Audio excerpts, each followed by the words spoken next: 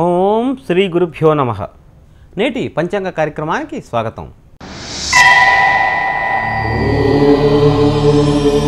నేటి ఇంగ్లీష్ తేదీ 3 డిసెంబర్ 2012, నేడు సోమవారం. శ్రీ నందనామ సంవత్సరం కార్తీక మాసం బహుళపక్షం పంచమి నేడు పూర్తిగా ఉన్నది.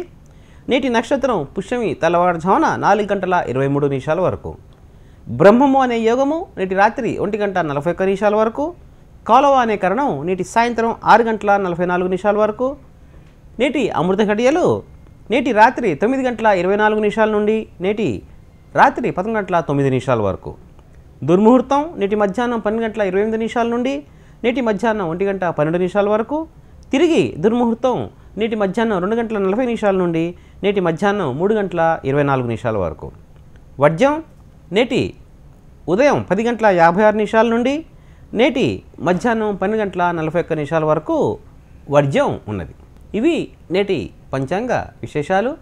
ముందుగా మనం ఈ రోజున కార్తీక మాసం నేడు సోమవారం. సోమవారం గురించిన విశేషం కొంచెం తెలుసుకుని ఈరోజు మనం చేయవలసిన దానాలేంటి, ఏ పదార్థాలు మనం నిషేధించుకోవాలి అనే విశేషాలు తెలుసుకుందాం. కార్తీక మాసంలో అందున సోమవారం స్నానానికి, దానానికి, ఆరాధనకి విశేషమైన ఫలితాలు కలుగుతాయని చెప్పి మనకి వేదశాస్త్రాలు చెప్తున్నాయి. స్నానం అనేది ఎలా చేయాలి అని మనకి సంశయం వచ్చినప్పుడు, లేక మనకి ఏదన్నా అటువంటి సందర్భంలో ఏదైనా అనుమానం వచ్చినప్పుడు ఆ శంకని తీర్చడానికి మనకి చాలా సులువైన పద్ధతులు మనకి వేదశాస్త్రాల్లో చెప్పడం జరిగింది. మీ దగ్గరలో ఉన్న సముద్ర స్నానం కనుక చేస్తే కొన్ని కోట్ల రెట్లు మీకు ఫలితం కలుగుతుంది అన్నారు. సముద్ర స్నానం చేయలేకపోయినా, సముద్రం దగ్గర మనం లేకపోయినా నదీ ప్రాంతంలో స్నానం చేయటం, నదీ ప్రాంతం కూడా మనకి అందుబాటులో లేకపోతే నదీ సంగమ ప్రాంతంలో కూడా మనకి అందుబాటులో లేకపోతే చెరువులో కూడా అందుబాటులో లేకపోతే ఏదన్నా కుంటలో, లేదా ఇవన్నీ మనకి లేవండి, మేము సిటీలో ఉంటున్నాము, మాకు నదులు లేవు, సముద్రం లేవు, కార్తీక మాసం స్నానం చేసే ఫలితం మాకు వస్తుందా రాదా అంటే కనుక తప్పకుండా మనకు వస్తుంది. ఎందుకంటే వేదశాస్త్రాల్లో మనకి అనుకూలంగా ధర్మాన్ని ఆచరించేట్టుగా చాలా సులువైన మార్గాలు మనకు చెప్పారు. మన ఇంట్లోనే స్నానం చేస్తూ ఈ స్నానం చేయాల్సిన సమయం మాత్రం ఖచ్చితంగా పాటించుకోవాలి. సూర్యోదయానికి పూర్వం అంటే 4 గడియల పూర్వం అంటే 96 నిమిషాల ముందర, నేటి సూర్యోదయం మనకి సుమారుగా 6:10 అవుతుంటే 96 నిమిషాలు అంటే గంటన్నర ముందర, అంటే 4:30కి మనం ఉదయాన్నే లేచి చన్నీటితో స్నానం చేయాలి అని మాత్రమే చెప్పారు మనకి. ఈ చన్నీటితో స్నానానికి మళ్ళీ దాంట్లో మినహాయింపులు ఇచ్చారు మనకి. ఎవరికైతే శరీరారోగ్యం సహకరించదో, ఎవరైతే వయోవృద్ధులు ఉంటారో, ఎవరైతే చిన్నపిల్లలు ఉంటారో, ఎవరైతే స్త్రీలు ఉంటారో వారికి ఈ యొక్క చన్నీటి స్నానం మినహాయింపిచ్చారు. కాబట్టి కార్తీక మాసంలో సోమవారం నాడు ఎవరైతే స్నానం ఆచరిస్తారో ఇది సమంత్రకంగా కానీ, లేక మంత్రం లేకుండా కానీ, సంకల్పంతో కానీ, సంకల్పం లేకుండా కానీ. సంకల్పం అంటే ఏంటి? మనం ఈ రోజు మంచి పని చేస్తున్నాము, ఈ నెలంతా మనం ఏ అబద్ధాలు చెప్పము, ఈ నెలంతా శుచిగా ఉంటాము అనేది సంకల్పం. కాబట్టి ఆ సంకల్పం చేసుకోవాలి మనం. ఆ సంకల్పాన్ని చేసుకోవటమే ఈ కార్తీక మాసంలో విశేషంగా చేయవలసిన అంశం.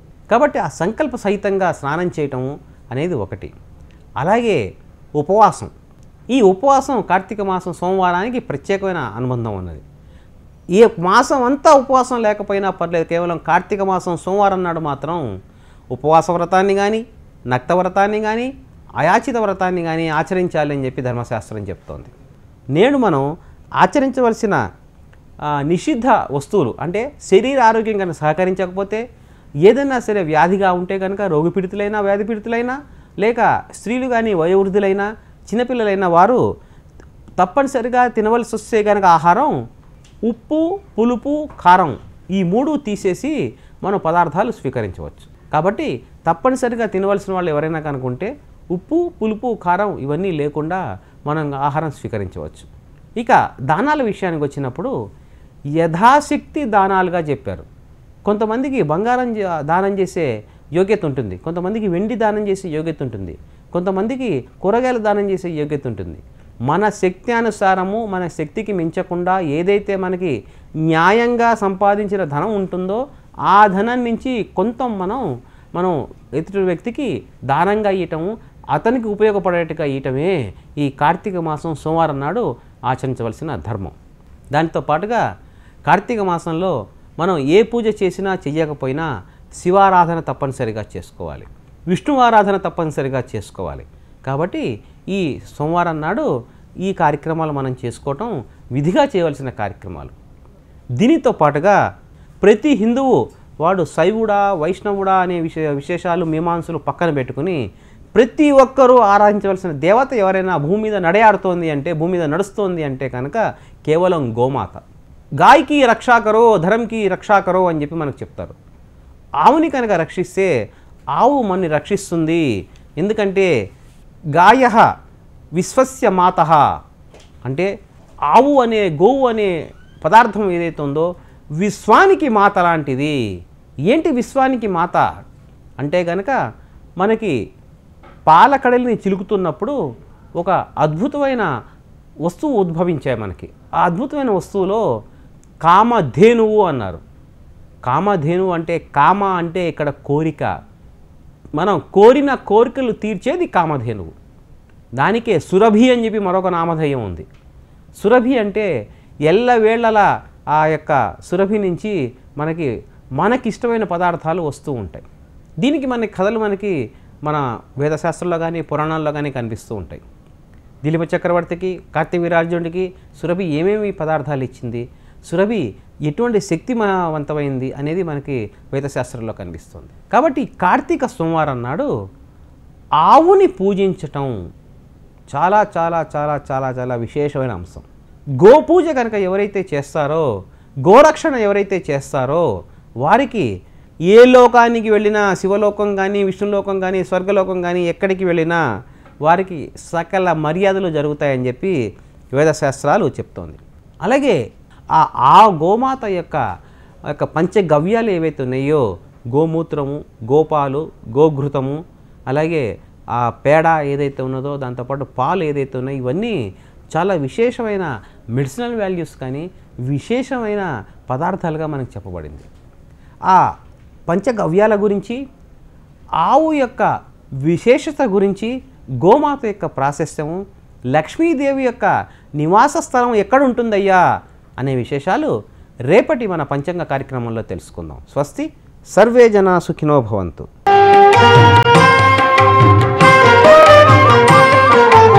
అంటే నేను ఫలానా చోట ఉండి పూజ చేస్తున్నాను, ఈశ్వరుడికి తెలీదా? నేను ఎక్కడుండి పూజ చేస్తున్నానో తెలుసుకోలేని వాడికి నేను పూజ ఎందుకు? ఇంకా వాడు సర్వజ్ఞుడు ఏమిటి? కాదు. అసలు నువ్వు ఆ సంకల్పం చెప్పేటప్పుడు ఏ పేరెత్తితే నీ పాపరాశి ధ్వంసం అవుతుందో ఆ పేర్లు నీతో పలికిస్తారు. అందుకే ఆ పలికించేటప్పుడు శ్రీశైల పర్వతం పేరు పలికిస్తారు. శ్రీశైలస్య ఏ దిగ్భాగంలో ఉన్నావో చెప్పిస్తారు. చెప్పించి ఏ నదుల మధ్యలో ఉన్నావో చెప్పిస్తారు. గంగా కావేర్యోహో మధ్యదేశే, లేకపోతే గంగా గోదావరియోహో మధ్యదేశే అని చెప్పిస్తారు. ఎందుకని ఆ నదుల పేరెత్తితే చాలు పాపములు నశిస్తాయి. అంత గొప్పదైనటువంటి నదికి నువ్వు అభిముఖంగా నిలబడి అంత గొప్ప కాలము దేశము ఈ రెండు గొప్పవని నేను మీకు మొదటే మనవి చేశాను. కాలములో దక్షిణాయనంలో అంత పవిత్రమైన కార్తీక మాసంలో నువ్వు నదీ స్నానం చేస్తే సంకల్పంతో అది నిన్ను రక్షిస్తుంది. ఆ నది యందు స్నానం చేసి వెళ్ళిపోవడం కాదు, నదీ స్నానం చేసేటటువంటి వాడు తప్పకుండా బయటికి వచ్చి వెంటనే పుణ్యకర్మాచరణం చెయ్యాలి. అంటే దానమో ధర్మమో ఏదో ఒకటి చెయ్యాలి. కార్తీక మాసం దగ్గరికి వచ్చేటప్పటికి సాలగ్రామం సాలగ్రామ దానం చేయడం అంటే 2 లక్షణాలు మీకు తెలిసి ఉండాలి అని గుర్తు. సాలగ్రామం అంటే రాయండి అనకూడదు, అలా ఉంది కదా అని.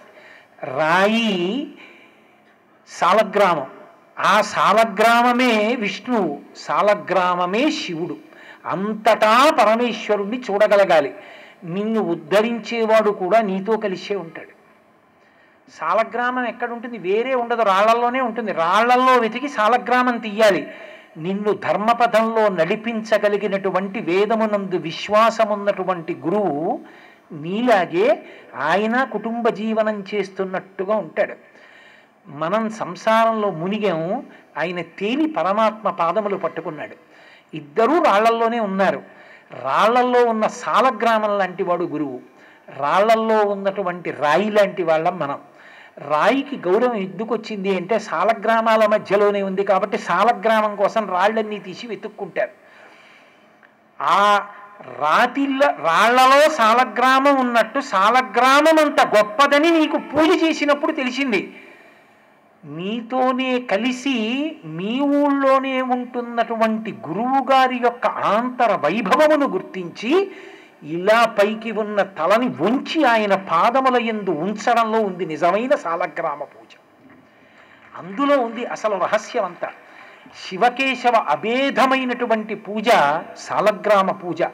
ఏకం సత్, ఉన్న ఒక్క పరతత్వము ఆ పరమేశ్వరుడు ఈ రూపంగా ఉన్నాడని గుర్తిరగడమే సాలగ్రామాన్ని దానం చేయడం, దీపం దానం చేయడం, దీపం వెలిగించడం, శక్తి కొలది ఎవరికి తోచినటువంటి దానాన్ని వారు చెయ్యడం. ఇది నదీ స్నానం అనేటటువంటి దాన్ని ప్రత్యేకంగా కార్తీక మాసంలో విధించడానికి కారణం ఆంతరమునందు సత్వగుణము ఆవిర్భవించి నువ్వు ఈశ్వరానుగ్రహాన్ని ప్రోధి చేసుకోవడం. రెండు, మనం చూడండి తీర్థయాత్రకి వెళ్ళామంటాం. ఎక్కడికి వెళ్ళారండి అన్నారు అనుకోండి, ఆయన తీర్థయాత్రకి వెళ్ళారండి అంటారు. తీర్థయాత్ర అంటే వేదంలో దాని గురించి ప్రత్యేకంగా చెప్పబడింది. తీర్థయాత్ర అన్న మాటకు అర్థం ఏంటంటే స్నానము వలన పుణ్యమును మూట కట్టుకోవడం. ఈశ్వర దర్శనము చేత కాదు, యథార్థమునకు స్నానము చేత పొందుతారు. తీర్థములు వేరే ఉంటాయి. గంగానదియే ఉందనుకోండి, అన్ని ఘాట్లు తీర్థములు కావు. అంతటా గంగ ప్రవహిస్తున్న మణికర్ణిక మహాద్భుతమైన తీర్థము. వెంకటాచల పర్వతమనందు స్వామి పుష్కరిణి మహాద్భుత తీర్థం. తీర్థం అన్న మాట ఎందుకు వచ్చిందంటే అంగిరసాది మహర్షులు ఆయా తీరముల యందు ప్రత్యేకమైనటువంటి యజ్ఞయాగాది క్రతువులు చేసి వాళ్ళు ఊర్ధ్వలోకాలకి వెళ్ళిపోతూ ఒక సంకల్పం చేశారు. మేము ఈ ఫలితాన్ని ఇక్కడ ఉంచుతున్నాం, ఎవరు వచ్చి ఇక్కడ స్నానం చేస్తారో వాళ్ళకి యజ్ఞం చేసినటువంటి ఫలితము కలుగుగాక అని. అందుకని వెళ్ళి అక్కడ స్నానం చేసి పైకి లేచాడనుకోండి సంకల్పం చెప్పి, వెంటనే పరమేశ్వరుడు వాళ్ళ ఖాతాలో వీడు యజ్ఞం చేశాడు అని వేస్తారు. అంటే ఆయన సోమయాజి అవుతాడు. తేలిక మార్గం ఏది అంటే తీర్థస్నానమే. అందుకే తీర్థుల వారు ఎదురొచ్చారండి అంటారు. కలియుగంలో ఉండే లక్షణం ఏంటి? అలసులు, మందబుద్ధియుతులు, అల్పతరాయువులు, ఉగ్రరోగ సంకలితులు, మందభాగ్యులు, సుకర్మములివ్వి చెయ్యజాలరీ కలియుగమునందు మానవులు కావున ఎయ్యిది సర్వసౌఖ్యమయ్యలవడు ఎమిటెంబడము ఆత్మకు శాంతి మునీంద్ర చెప్పవే అంటారు భాగవతంలో. యజ్ఞయాగాది క్రతువులు ఎంత జరిగితే లోకం అంత సుభిక్షంగా ఉంటుంది. కారణం ఏమిటో తెలుసా అండి? పరమేశ్వరుడు ఈ సృష్టి యందు ఒక ధర్మచక్రాన్ని విధించాడు. దేవతలందరికీ ఒక అధికారం ఇచ్చాడు. మీరు అన్నం ఎక్కడి నుంచి తింటారో తెలుసా? మనుష్యులు ఇచ్చినటువంటి హవిస్సుని ఆధారంగా తినండి. వాళ్ళు ఇచ్చినటువంటి హవిస్సుని అన్నంగా తినండి. తిని మీరు సంతృప్తి చెంది వర్షం కురిపించండి. ఆ వర్షము వలన సమస్త భూతములు సంతోషిస్తాయి. సంతోషించి అవన్నీ కూడా అన్నాన్ని మళ్ళీ తీసుకొచ్చి యజ్ఞ రూపంలో, హోమ రూపంలో హవిస్సుగా ఇస్తాయి. మళ్ళీ మీరు అన్నం పుచ్చుకోండి, మీరు తినండి. మళ్ళీ మీరు సంతోషించి వర్షం కురిపించండి. దేవతలకు ఒక లక్షణం ఉంటుంది. వాళ్ళు తృప్తి పొందారనుకోండి, వాళ్ళు తృప్తి పొందితే వాళ్ళు వెంటనే వెళ్ళరు. వాళ్ళు ఏదో ఒకటి మీకు వరం ఇచ్చి పెడతారు. అందుకే కదా భారతంలో సూర్య భగవానుడు కనపడితే నాకేం అక్కర్లేదు వెళ్ళిపోమంటే వెళ్ళలేదు, కర్ణుడినిచ్చి వెళ్ళాడు. దేవతలు కనపడితే ఏదో ఒకటి ఇస్తారు. యజ్ఞశాలకి ప్రదక్షిణం చెయ్యండి అని ఎందుకంటారు? యజ్ఞం చేసేటప్పుడు నేను ఒకళ్ళ ఇంటికి భోజనానికి వెళ్ళాలంటే ముందు భోజనానికి వెళ్ళి కూర్చుంటానా, వెడుతూనే విస్తరిస్తే అక్కడికి వెళ్ళిపోతానా? ముందు కూర్చుంటాను కదా వెళ్ళి. హోమశాల యందు, యాగశాల యందు దేవతలు కూర్చుంటారు. తర్వాత వీళ్ళు స్వాహ అన్నప్పుడు వచ్చి చెయ్యి చాపి హవిస్సు పుచ్చుకుంటారు. పుచ్చుకుని వాళ్ళు హవిస్సు స్వీకరిస్తారు. కాబట్టి దేవతలందరూ వచ్చి కూర్చునేటటువంటి ప్రదేశం హోమశాల. ఎంతగా యజ్ఞయాగాది క్రతువులు జరిగితే అంతగా లోకము సుభిక్షమవుతుంది. అంత సుభిక్షం అవ్వాలి అంటే మనం కలియుగంలో అన్ని యజ్ఞములు, అన్ని యాగములు చెయ్యలేకపోతున్నాం. కాబట్టి అన్ని యజ్ఞములు, అన్ని యాగములు చేసినటువంటి ఫలితాన్ని మనం పొందడానికి, దేవతల యొక్క అనుగ్రహాన్ని పొందడానికి, దేవతల వలన లోకమంతా ప్రశాంతంగా ఉండేటట్టు చూడడానికి ప్రతి వాళ్ళకి కర్తవ్యం ఏమిటి? దక్షిణాయనం ఈశ్వరోపాసన కాలం కాబట్టి మనందరం తీర్థస్నానం చేసే అలవాటు చేసుకుంటే అందరూ యజ్ఞం చేసినట్టే. యజ్ఞయాగాది క్రతువులు తగ్గిపోతున్నాయి, ఎవరో చెయ్యట్లేదని బాధపడే కన్నా మనం చెయ్యగలిగింది కనీసంలో కనీసం మనం అందరం తీర్థస్నానం చేయడం అలవాటు చేసుకుంటే ఇంతమంది యజ్ఞం చేస్తున్నారు, ఇంతమంది యాగం చేస్తున్నారని ఈశ్వరుడు సంతోషిస్తాడు. ఆ కారణం చేత దేవతలు తృప్తి పొందుతారు. దేవతలు తృప్తి పొందితే ఏ దేవతలు తృప్తి పొందడం చేత లోకంలో ఆరోగ్యము, ఐశ్వర్యము అన్నీ సంభవిస్తాయి. ఇన్నిటిని ఇవ్వగలిగినటువంటిది కాబట్టి నదీ స్నానము, తీర్థస్నానము ప్రత్యేకంగా విధింపబడింది. అంత గొప్ప మాసం కార్తీక మాసం. అంటే కేవలం మన కొరకే కాకుండా, మనం అనుగ్రహాన్ని పొందడమే కాకుండా లోకాన్నంతటినీ కూడా రక్షించడానికి యోగ్యమైనటువంటి కాలం. దక్షిణాయనంలో మనుష్యునిగా పుట్టినవాడు 10 మందికి ఉపకారం చెయ్యగలిగిన కాలం. ఆంతరమునందు అభివృద్ధి చెంది బాహ్యమునందు లక్ష్మీ కటాక్షాన్ని పొందడానికి అనువైన కాలం. అంత వైభవోపేతమైన కాలముగా నిర్ణయింపబడినటువంటిది కార్తీక మాసం. అందుకే కార్తీక మాసంతో సమానమైన మాసమిక లేదు అన్నాడు. కారణమేమి అంటే ఆ కాలమునందు మనం అన్ని పుణ్యకార్యాలు చెయ్యడానికి అనువైనటువంటి యోగ్యత సంతరింపబడి ఉండడం. అయితే నేను ఒక్క మాట మీతో మనవి చేసి నా ప్రసంగాన్ని పూర్తి చేసేస్తాను.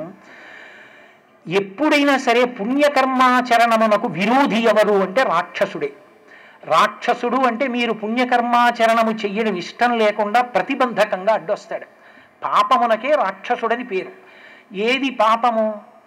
భోగేచ్ఛ అంటే ఈ శరీరంతో భోగం అనుభవించాలి. తెల్లవారుజామున లేచి తలస్నానం చెయ్యాలి. ఏమిటి కష్టం? బయట చల్లగా ఉంటుంది, ఫ్యాన్ కూడా అక్కర్లేదు, ఓ దుప్పటి ముసుగు పెట్టు పడుకుంటే చాలు, ఎంత హాయిగా ఉంటుంది. అందుకు తెల్లవారుజామున లేవలేడు. దక్షిణాయన పుణ్యకాలం అంత గొప్పదై కూడా రాక్షసుల చేత ఆవరింపబడి ఉంటుందని ఎందుకంటారంటే ఏది మీకు తేలికగా ఫలితాన్ని ఇస్తుందో అది చెయ్యకుండా రాక్షసులు అడ్డుపడుతూ ఉంటారు. ఎలా అడ్డుపడతారో కార్తీక స్నానము అన్న మాట ఎందుకు వచ్చిందో, కార్తీక మాసంలో తెల్లవారుజామున స్నానం సంకల్పంతో చెయ్యడం వల్ల వచ్చేటటువంటి అద్భుతమైన ఫలితములు ఎన్ని సమకూడుతాయని వేదం చెప్తోందో దానికి అడ్డుగా రాక్షసులు ఎలా వస్తారో, ఎందువల్ల ఆ అభ్యున్నతిని పొందలేకపోతూ ఉంటారో, అసలు కార్తీక దామోదర త్రయంబక ఈ 2 శబ్దములను ఎందుకు అన్వయం చేసి కార్తీక మాసంలో పిలుస్తూ ఉంటారో, కార్తీక మాసంలో ఉండేటటువంటి వైభవంతో కొన్ని తిథులు ఎందుకు నడిచాయో ప్రారంభంలో ఆకాశ దీపంతో ప్రారంభం చేసి దీపము నదీ స్నాన వైభవం గురించి కొంత మీతో మనవి చేసి ఉన్నాను. రేపటి రోజున నేను ఆ 2వ తిథి అయినటువంటి విధితో ప్రారంభం చేసి దానిలో అంతర్లీనంగా స్నానాదులకు అంత ప్రాముఖ్యత, అంత గొప్పతనం ఎలా వచ్చాయి, మానవీయ సంబంధములు కూడా అద్భుతంగా కార్తీక మాసంలో ఎలా నిరూపణం చేశారన్న విషయం గురించి మీకు మనవి చేసే ప్రయత్నం చేస్తాను. మంగళాశాసనపరై మదాచార్య పురోగమై సర్వైశ్చ పూర్వైరాచార్యై సత్కృతాయాస్తు మంగళం. మంగళం కోసలేంద్రాయ మహనీయ గుణాత్మనే చక్రవర్తి తనూజాయ సర్వభౌమాయ మంగళం. కరచరణకృతం వా కర్మవాక్కాయజం వా శ్రవణనైనజం వా మానసం వాపరాధం విహితం వా సర్వమేత్తక్షమస్వ శివ శివ కరుణాబ్ధే శ్రీ మహాదేవ శంభో. సర్వం శ్రీ ఉమామహేశ్వర పరబ్రహ్మార్పణమస్తు. స్వస్తి.